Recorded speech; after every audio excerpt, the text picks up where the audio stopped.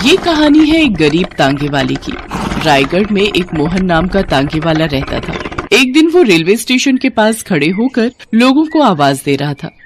रायगढ़ रायगढ़, जिसे रायगढ़ जाना है वो आकर हमारे तांगे पे बैठिए। तभी एक युवक पूछता है, क्यों भाई, क्या रायगढ़ तांगे से ही जाना पड़ेगा क्या? कोई बस ट्रेन टैक्सी नहीं जाती? मोहन कहता है, रायगढ़ के लिए तांगे से ही जाना पड़ेगा। मोहन सुबह से शाम तक तांगा चलाता है और फिर वो अंधेरे घर लौट कर आता है। तब उसे जोरों की भूख लगी होती है। वो अपनी माँ से खाना मांगते हुए कहता है, माँ, जोरों की भूख लगी है, जल्दी से खाना दे दो। ठहर, अभी खाना देती हूँ। पता नहीं कब इसका ब्याह होगा, बहू के हाथ का पका खाना खाएगा। ये सुनकर मोहन कहता है, मुझे नहीं लगता कि अब इस घर में बहू आएगी। ऐसा अशुभ क्यों बोलता है बेटा? बोलो क्यों नहीं अम्मा, तुम 8 साल से कोशिश कर रही हो और अब तक किसी ने भी लड़की देने के लिए हाँ नहीं कही। इसे देखकर तो ऐसा ही लगता है कि मुझे सारी उम्र कुंवारा रहना पड़ेगा। ये सुनकर पार्वती चुप हो जाती है और मन ही मन भगवान से प्रार्थना करती है, हे ईश्वर, मेरे बेटे का घर बसा दे, इसकी भी जोड़ी बना दे, मुझ गरीब की प्रार्थना सुन ले प्रभु। एक दिन मोहन गांव से स्टेशन की ओर जा रहा होता है। तभी एक सुंदर नौजवान लड़की उसके तांगे के सामने आकर चीखने लगती है, बचाओ बचाओ बचाओ, ये लोग हमको मार देंगे, इन लोगों से हमें बचाओ, हमें इन लोगों से बचा लो साहब। मोहन जैसे ही तांगा रोकता है, कुछ लोग लाठियां लेकर उस लड़की को मारने के लिए पहुंच जाते हैं और वो जोर जोर से चीखने लगती है, मारो इस लड़की को, इस पगली को मारो, आज इस पगली को जान से मार डालो। हम पागल नहीं है, हमको मत मारो, भगवान के लिए हमको मत मारो। ठहरो ठहरो, अरे ये तो बताओ, तुम इस बेचारी लड़की को मारना क्यों चाहते हो?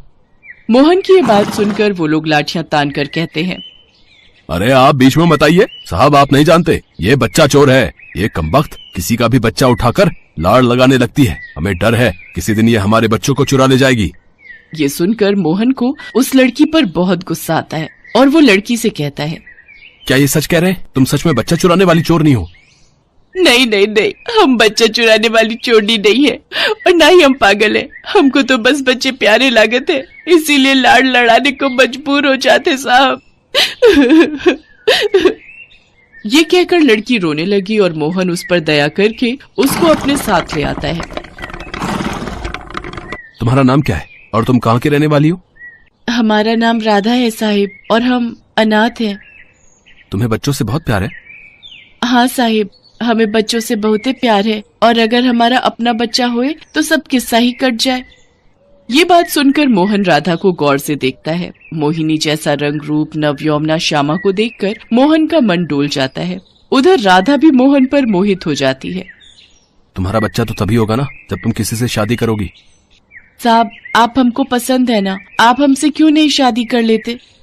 ये सुनकर मोहन के मन में शादी के लड्डू फूटने लगते हैं और वो बिना देर किए राधा से शादी के लिए तैयार हो जाता है। दोनों मंदिर में शादी कर लेते हैं। पार्वती मोहन और राधा को देखकर फूली नहीं समाती।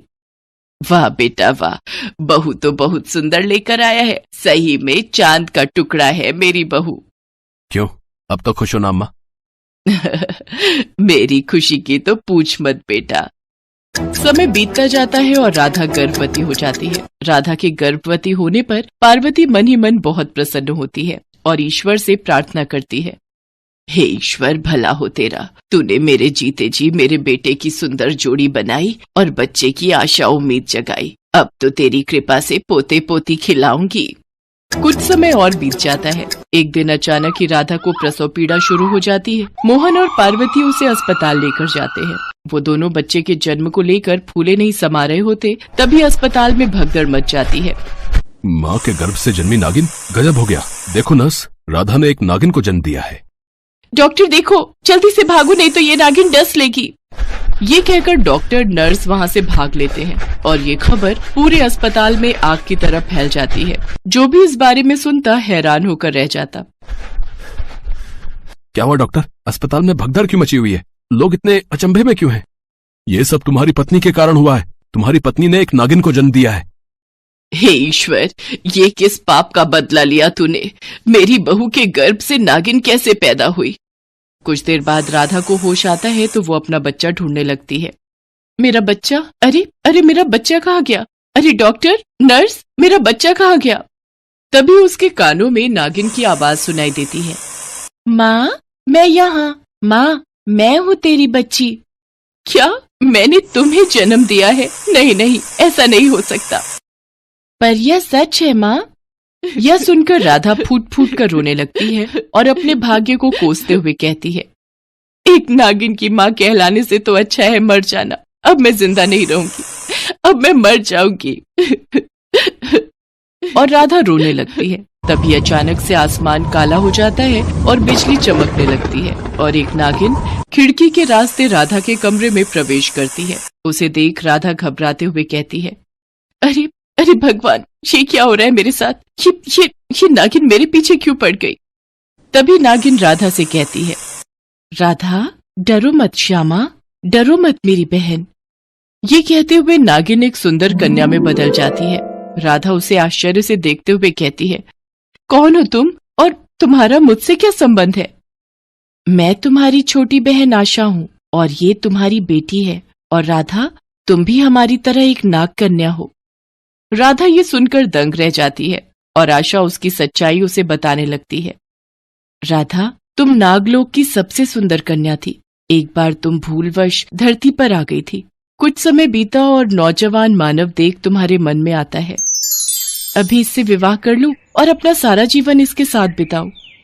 राधा ये कही रही होती है, तभी नागलोक का नागेश्वर वहां आ जाता है और राधा पर क्रोध जताते हुए उसे श्राप देता है।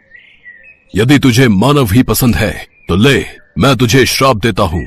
आज से तू मनुष्य योनि में ही रहेगी। ये सुनकर राधा रोने लगती है और तभी उसके माँ बाप और बहन वहां जाते हैं। वो नाग साधु के श्राप से व्याकुल हो उठते हैं और साधु से प्रार्थना करते हैं, दया करो साधु महाराज, साधु महाराज, मेरी कन्या को ऐसा श्राप मत दो, उसे माफ कर दो, कृपा करके अपना श्राप वापस ले लो। ये सुनकर राधा का सारा परिवार रोने लगता है। साधु को तब उन पर दया आ जाती है और वो कहते हैं, अब तो नाग योनि में आने का एक ही उपाय है, ये मनुष्य योनि में रहकर किसी मनुष्य से विवाह करे और फिर इसके गर्भ से नाग कन्या का जन्म हो, तभी ये नाग योनि में आ सकेगी। पर ध्यान रहे, यदि इसने नाग योनि को त्यागने का फैसला किया तो ये और इसका बच्चा हमेशा के लिए मनुष्य योनि को ही प्राप्त हो जाएंगे। ये सुनकर राधा असमंजस में पड़ जाती है और आशा उससे कहती है, अब फैसला तुम्हारे हाथ में है राधा। तुम फिर से नाग कन्या बनना चाहोगी तो अपनी इच्छा प्रकट करो और हमारे साथ नागलोक चलो। तभी राधा की नजर खिड़की पर पड़ती है जहां मोहन और पार्वती खड़े हुए सब सुन रहे थे, देख रहे थे। उन्हें देखकर रोते हुए राधा कहती है, मैं अपने पति और सास को छोड़कर कहीं नहीं जाना चाहती। मैं अपने प्रेम से मुक्त नहीं होना चाहती, इसलिए मैं मनुष्य योनि में ही रहना चाहती हूँ। फिर जैसे ही राधा ये कहती है, उसका बच्चा नाग योनि से मुक्त होकर सुंदर कन्या का रूप ले लेता है। राधा दौड़कर उसे अपनी छाती से लगा लेती है। माँ और बच्चे का ये प्यार देख आशा बहुत खुश होती है और फिर वो पुनः नागिन खिड़की के रास्ते बाहर निकल जाती है। और उधर मोहन और पार्वती राधा के इस त्याग को देख प्रसन्न होते हैं और उसे खुशी खुशी अपना लेते हैं।